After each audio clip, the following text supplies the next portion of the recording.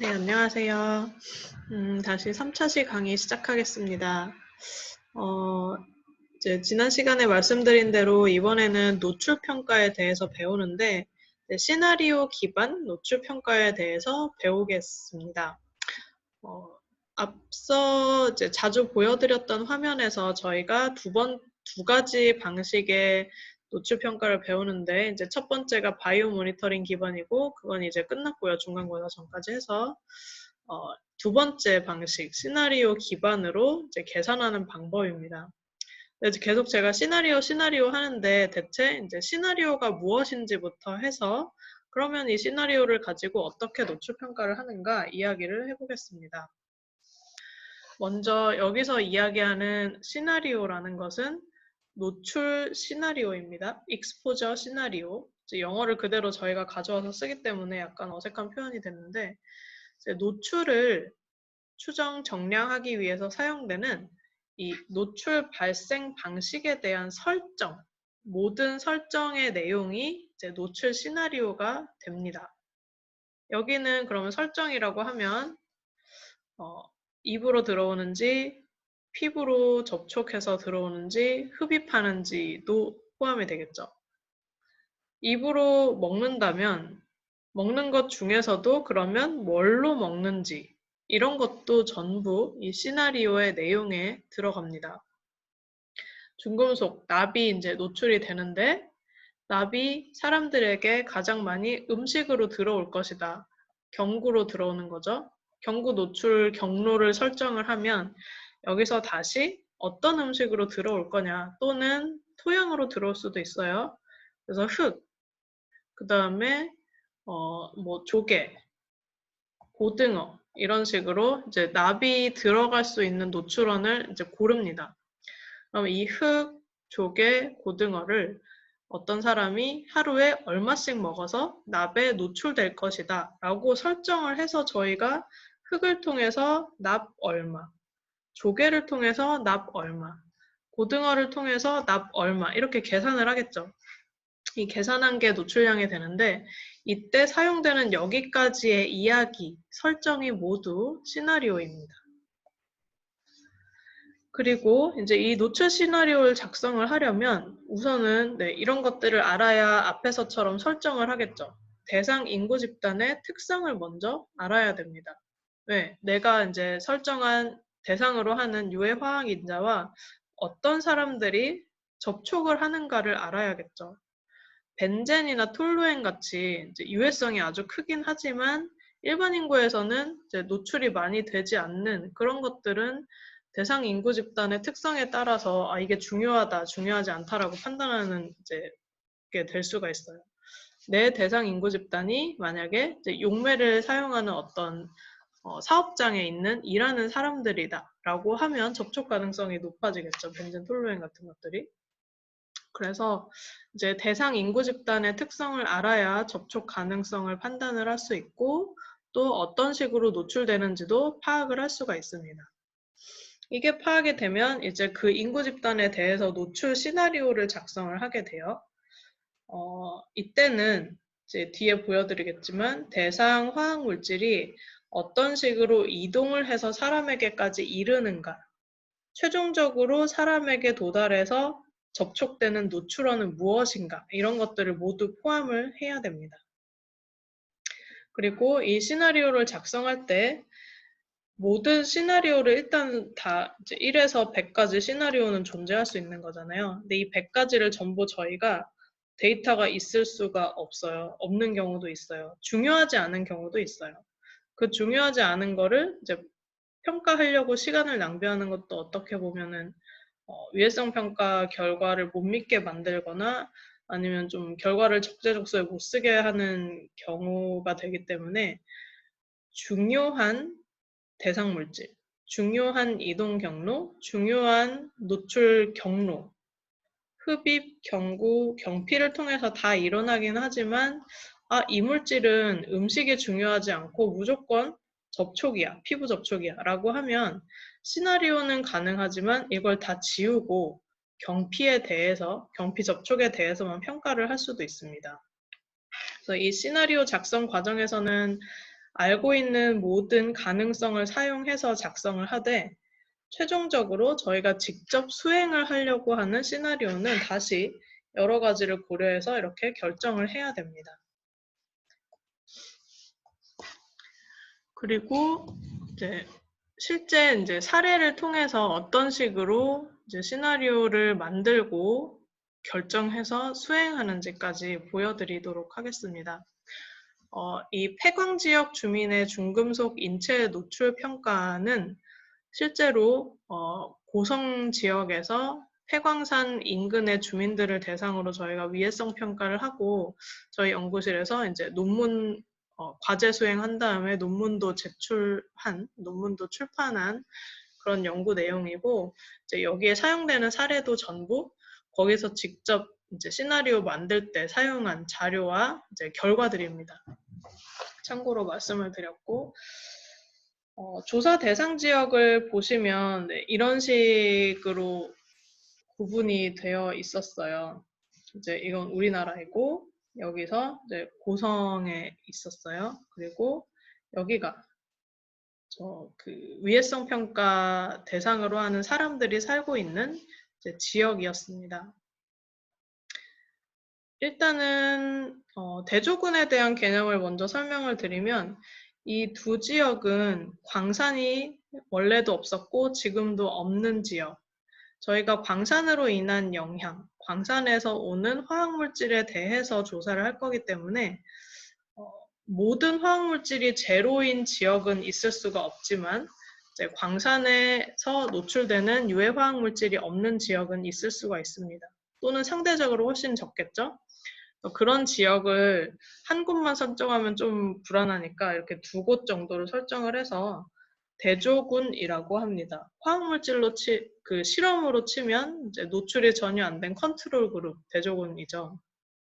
같은 용어를 쓰고 이 두 지역은 그냥 일반 사람들이라고 보시면 되고 여기 시험군이 이게 뭐 말이 시험군이지 저희가 직접 뭘 한 건 아니지만 이제 광산의 영향을 받았을 거다라고 생각되는 지역의 사람들입니다.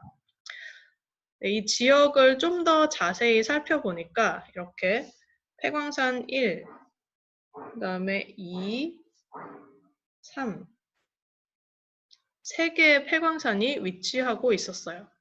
그리고 이제 여러 가지 조사를 해서 현황 파악을 하게 되는데 15년간 운영을 했고 그리고 다시 주민들이 사는 걸 보니까 4개의 구획으로 나눠볼 수가 있었습니다. 이 분홍색으로 표시된 A 구획이 있었고요.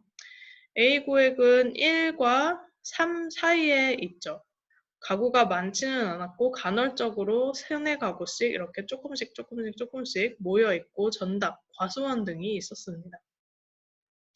그리고 이제 저희가 B구획, 뭐 A구획 이렇게 한 거는 사실 임의로 나눈 것인데 광산이나 사람들 사는 것을 기준으로 좀 이렇게 적절하게 설정됐는지도 살펴볼 필요가 있기는 해요.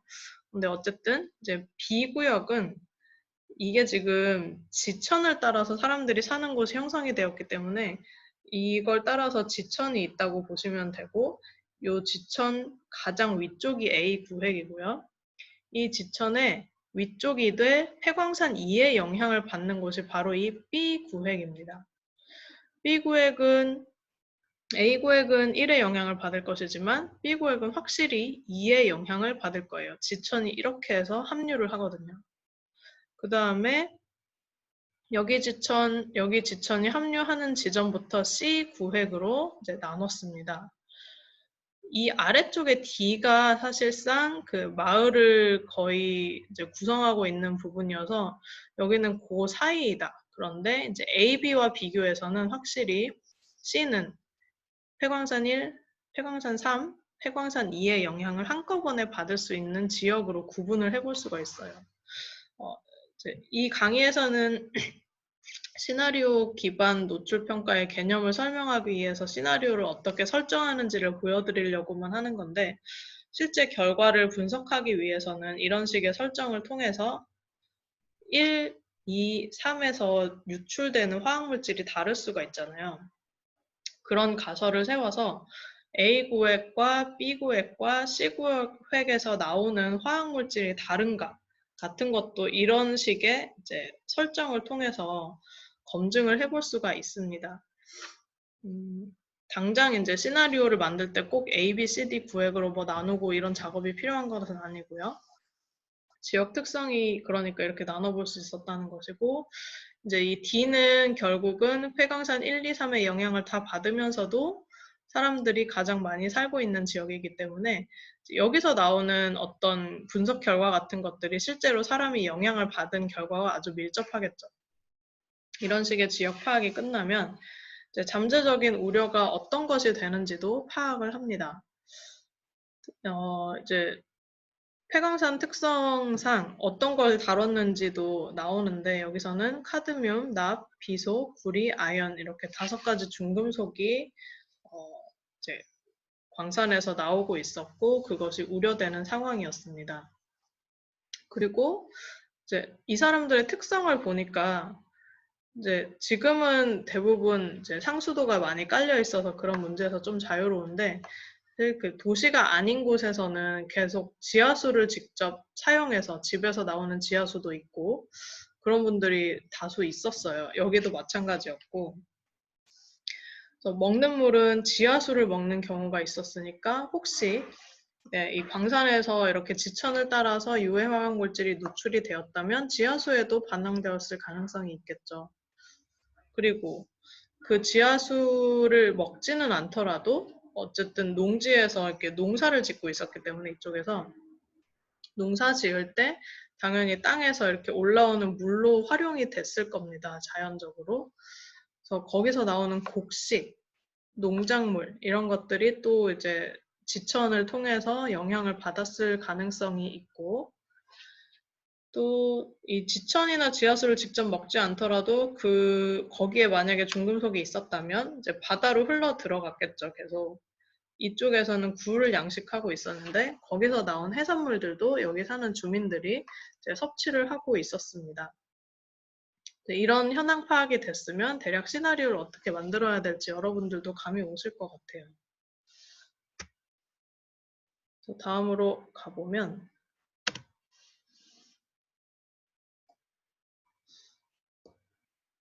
네, 일단 아까 1, 2, 3단계로 나누어서 제가 이제 노출 시나리오를 결정한다라고 말씀드렸어요. 그 첫 번째가 이제 대상 인구 집단의 특성 파악이었습니다.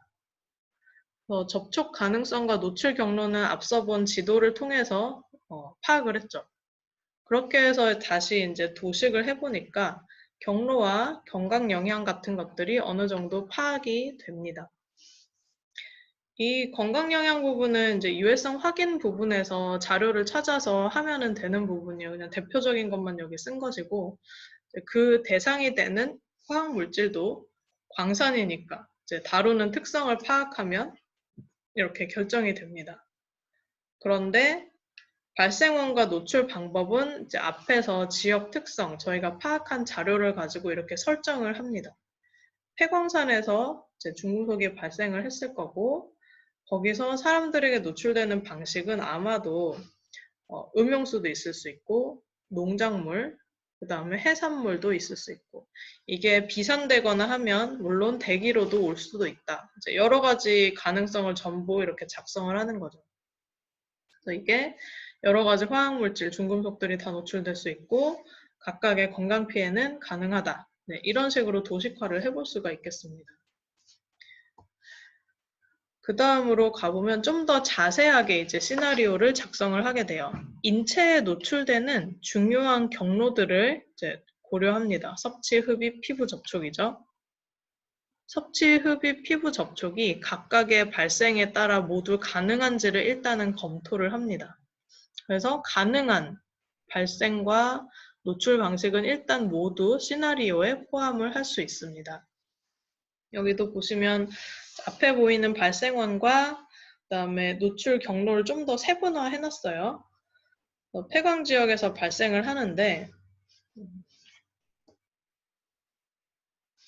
이제 먹는 물이랑 농경지, 그다음에 해산물, 대기 이렇게 올 수 있다고 했습니다. 대기는 일단 비산을 통해서 대기를 통해 이렇게 지역 주민에게 갈 수가 있습니다. 근데 이 비산이라는 것은 공기뿐만이 아니고 이게 다시 이제 침적되어서 땅으로 또는 이제 그 땅의 먼지, 흙 같은 것이 사람들에게 피부로 접촉이 되거나 입으로 일부 들어오기 때문에 잠재적으로 그 경로가 존재하지 않진 않아요.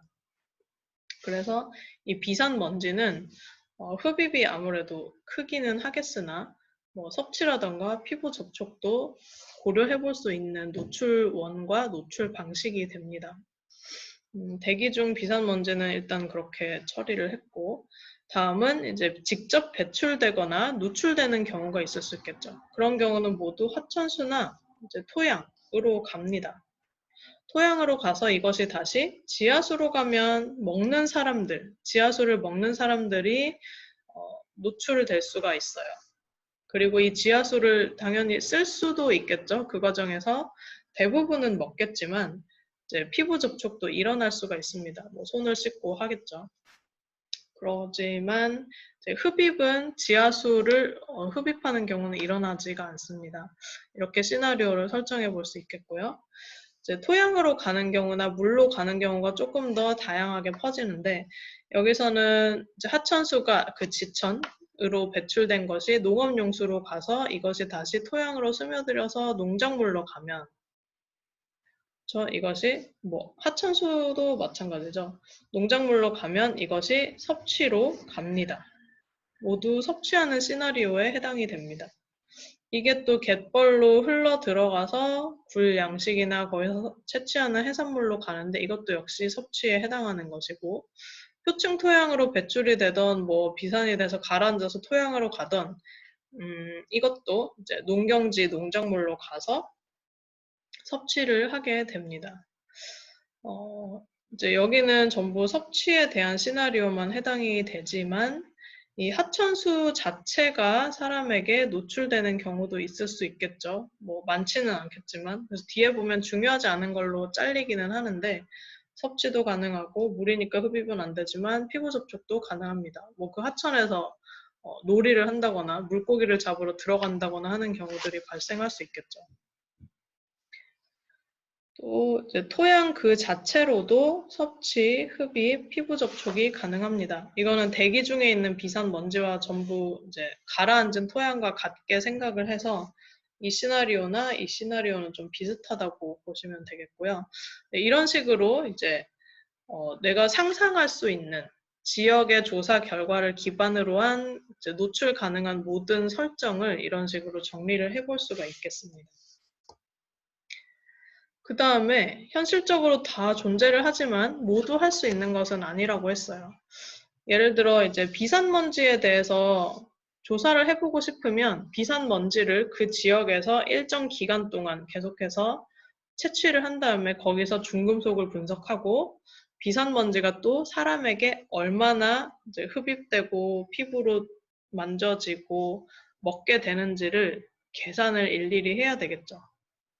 이게 근데 이제 기존의 자료 아니면 위해성 평가 결과 같은 것들을 좀 참고를 해보면 뭐가 제일 중요한지 일단 알 수가 있고요.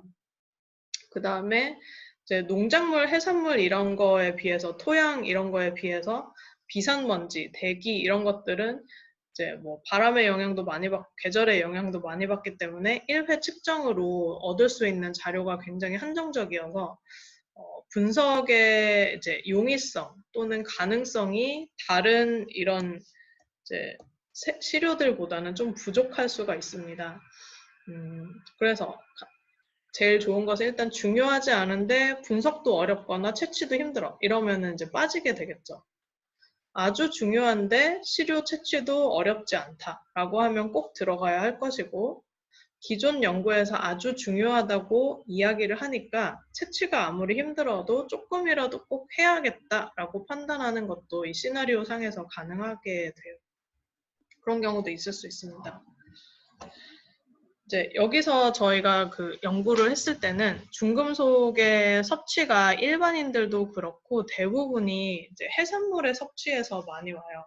그 다음은 농작물, 토양, 그다음에 흡연 이런 건데 여기서도 저희가 광산에서 직접 배출되는 그 화학물질이 사람에게 가는 것을 위주로 생각을 했기 때문에, 그런데 거기서 일하는 사람도 아니고 직접 광산 가까이 가는 것도 아니니까 지역을 오염시켜서 그게 사람에게 영향이 오진 않을까라는 것에 포커스를 맞추어서 이렇게 토양 배출 또는 이제 하천수 배출도 사실 보긴 했어요.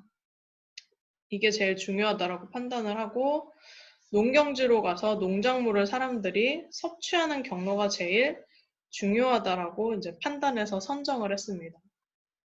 그 다음으로 사실 이 논문 전체에는 어떤 것도 더 들어갔냐면 이제 해산물도 분석을 해서 이 해산물 섭취 경로도 들어갔고요.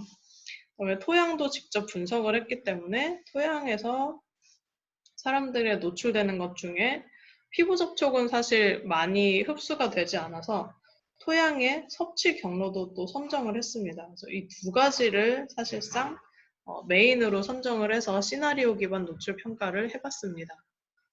어쨌든 이런 것들을 고려를 해서 저희가 최종적으로 노출 평가를 수행하고자 하는 대상 시나리오를 이제 선정을 할 수가 있겠습니다. 예시로 말씀을 드렸고요. 다음으로는 이렇게 시나리오가 다 이제 설정이 되면 시나리오 기반 노출 평가를 당장 수행할 수 있느냐, 그것이 아니고 이제 거기에 들어가는 값들이 있어야 저희가 계산을 할 수가 있겠죠. 앞서서 이렇게 농작물을 통해서 사람들이 섭취하는 게 제일 중요해. 난 이거를 계산할 거야. 라고 하면 먼저 농작물에 이 중금속이 얼마나 있어야 되는지를 알아야 됩니다. 그 다음에 지역 주민들이 이 농작물을 얼마나 먹는지에 대한 정보가 있어야 됩니다. 그게 이제 여기 나오는 오염도 자료. 농작물에 중금속이 얼마나 있는 거죠. 이 자료가 꼭 필요하고요. 그 다음에 꽃팔 값으로 얼마나 먹는지, 노출 특성 자료가 필요합니다. 이런 거를 이제 노출 계수라고 불러요. exposure factor. 뒤에도 중요하게 다룰 거지만 이 노출 계수와 오염도 자료 두 가지를 활용해서 노출량을 계산을 합니다. 네, 이 두 자료는 필수적인데 기존에 자료가 있으면 그것을 활용하는 것이 가장 좋고요. 없으면 이제 직접 조사를 해서 써야 됩니다. 아까 보여드린 고성지역, 그러니까 일반 사람들이니까 그냥 일반인들의 굴 섭취량 이런 것이 개수로 조사되어 있거든요. 전국 한국 사람들을 대상으로 한 이제 그런 자료가 있으면 그냥 편하게 가져다가 써도 문제는 없습니다. 그런데 이제 그 과정에서 이분들은 사실 굴 양식을 하거나 해산물을 직접 채취하는 사람들이기 때문에 전국 우리나라 사람들을 대상으로 한 그 섭취량 결과보다는 좀 더 많이 먹을 거라는 예상이 돼요. 이제 해안가 지역은 대부분 그런데 그러면 이제 고성 특이적으로 고성의 사람들이 어패류를 얼마나 먹는가에 대한 조사 자료가 있지 않는 이상 저희가 계산하는 값이 틀릴 가능성이 높죠. 중금속을 더 조금 먹는다고 계산이 되겠죠. 그래서 그런 게 우려가 되면 이렇게 직접 조사를 합니다.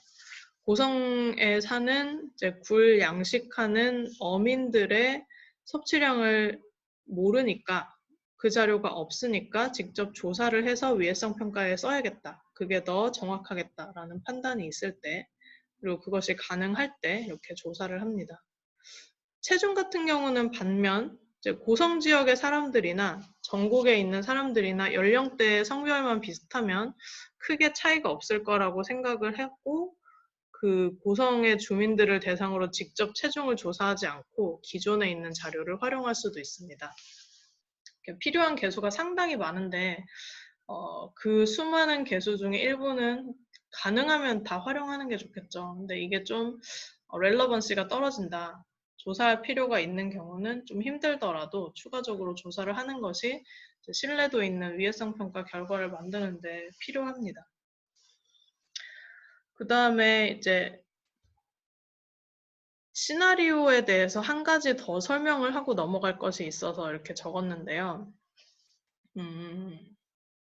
이제 좀 제가 혼용해서 계속 쓸 거예요. 용어 자체가 혼용해서 사용되는 것이라서. 시나리오라는 것은 앞서 제가 설명드린 대로 노출이 발생하는 방식에 대한 설정을 모두 포함합니다. 설정에 대한 모든 내용이 다 포함이 되는데, 그 중에 이제 노출 평가 결과를 가지고 이야기할 때 좀 시나리오를 이야기하는 경우가 이런 경우가 있습니다. 노출량 자체에 대한 시나리오예요. 저희가 이제 1에서 100까지 100명을 대상으로 노출 평가를 했어요. 1번 사람에 대해서 하고 2번 사람에서 하고 각각 다 했는데 100번까지. 이 100번 사람까지 한 다음에 이제 가장 조금 노출된 사람부터 점점점 많이 노출된 사람까지 줄을 세워볼 수가 있겠죠. 저희가 사실 가장 중요한 것은 이 중간에 있는 평균 노출입니다. 그래서 이 값을 주로 이제 대표 값으로 사용을 하는데, 이와 함께 저희는 위해성 평가할 때 좀 위험한 사람들을 골라내서 위험하지 않게 만드는 것도 하나의 목표로 하고 있기 때문에 이 평균 노출, 그 다음에 고노출이라고 하는 여기가 1등, 여기가 100등이라고 하면 100등에 가까운 사람들을 좀 이렇게 확인을 하고 싶어 해요. 그래서 이때 이제 중요한 대표값, 이거를 평균 노출 시나리오에 해당하는 사람이다. 그 안에 개수가 뭐든 오염도가 뭐든 간에 어쨌든 평균적으로 노출되는 사람의 대표값이라고 생각을 하고 평균 노출 시나리오라고 부릅니다. 그리고 이쪽에 높은 곳에 있는 사람들을 고노출 시나리오에 해당하는 사람들이라고 부릅니다. 그래서 이 안에는 이제 노출의 방식도 다 들어가 있고 노출량, 어패류를 통해서 노출되는 화학물질인데 남들보다 조개나 굴 같은 걸 엄청 좋아해서 엄청 많이 먹는다. 그런 사람들은 평균 노출이 아니고 고노출 시나리오에 들어가는 사람들이다 라고 판단을 해볼 수가 있습니다. 이거는 계속 말씀드렸듯이 오염도 자료 때문일 수도 있고 노출이나 사용 특성 때문일 수도 있습니다. 이 두 가지를 다 종합한 노출의 양이 어쨌든 높으면 고노출 시나리오에 해당하는 사람, 고노출군이라고 부르게 됩니다. 이 뒤에 이제 나올 용어라서 또 여기에 근거해서 설명을 드리면 이 CTE 값은 Central Tendency Estimation의 줄임말인데 CTE 값이 우리말로는 평균 노출 시나리오에 해당합니다. 그리고 RME 값은 Reasonable Maximum Estimation을 줄임말인데 이 값도 이제 우리말로는 고노출 시나리오에 해당하는 값입니다. 평균 노출, 고노출도 어쨌든 시나리오로 구분해 볼 수 있다는 거. 그 다음에 CTE, RME라고 줄여서 부를 수 있다는 거. 시나리오 상에서. 그렇게 지금 알고 넘어가면 좋을 것 같습니다.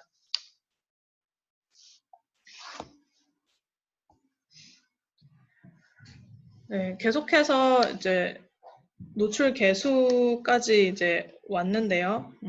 다음 시간부터는 노출 개수에 대해서 좀 설명을 해드려야 될 것 같아요.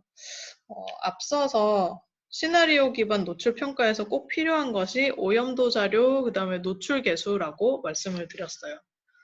오염도 자료는 기존 자료가 있으면, 분석 결과가 있으면 그걸 쓰고, 없으면 샘플링해서 분석해서 이제 그 값을 쓰면 됩니다. 그 값에다가 얼마나 이 사람들이 먹는지, 얼마나 이 사람들이 쓰는지를 곱해주면 되는 건데 그게 바로 노출 개수라고 말씀드렸습니다. 그래서 다시 강조를 하면 이 노출 개수라는 것은 노출 매체, 그 다음에 노출 방식별로 사람이 접촉하는 정도, 정량적인 정도를 알기 위해서 이제 만들어진 인자입니다. 전부 사람의 행위 또는 생물학적, 사회학적 특성과 연관되어 있는 인자들입니다. 그런 것을 노출 개수라고 해요. 그래서 제가 노출 매체, 그 다음에 방식별로라고 했는데 이제 위에 다시 이제 그게 나옵니다. 일단 이 왼쪽에 보이시는 거는 저희가 노출을 고려할 때 주로 오염원이 된 환경 매체나 식품 여기 제품이 빠졌는데 이제 그런 것들에 대한 개념도예요. 오염원이 있으면 대기, 물, 토양, 그 다음에 식품으로 갈 수도 있고 제품은 좀 인위적이죠. 환경 매체가 아니죠. 네, 그렇게 설정을 하는데 이것을 다시 매체나 방식으로 나누어 보면 이렇게 될 수 있습니다. 공기, 음용수, 식품, 토양. 제품은 또 별도로 하고요. 또 노출 방식도 제각각. 공기는 물론 거의 흡입이지만 음용수는 섭취와 피부 접촉 모두 가능하고 식품은 섭취, 토양은 섭취와 피부 접촉이 모두 가능합니다. 매체와 방식별로 전부 나눠지기 때문에 이때 각각 공기를 사람이 하루에 얼마나 들이마시느냐, 그 값이 흡입 노출 계수가 되고요. 음용수, 먹는 물을 하루에 사람이 몇 잔이나 먹느냐, 몇 cc나 먹느냐, 그것이 이제 음용수에 대한 섭취 노출 계수가 되고요. 특정 식품별로 전부 있어야 돼요. 야채, 뭐 쌀, 고구마, 뭐 면, 가공식품 등등등 내가 대상으로 하는 유해인자를 함유한 모든 식품군에 대해서 하루에 사람들이 섭취하는 양, 이제 식품의 섭취 노출 계수가 됩니다. 토양이면 하루에 피부에 사람들이 토양을 얼마나 만지는가도 조사가 되어 있습니다. 그 값은 이제 토양의 피부 접촉 노출 계수가 되겠죠. 이런 식으로 노출 계수가 전부 정해져 있고 이 노출 계수를 이용해서 이제 시나리오 기반 노출 평가에서는 평가를 하게 됩니다. 네, 그러면 이제 다음 시간부터 노출 계수가 무엇인지 한 번 더 설명을 해드리고 그 예시를 들어서 말씀드리고 또 어떤 식으로 구해서 쓰는지까지 하고 4교시를 마치면 되겠습니다. 모두 수고하셨습니다.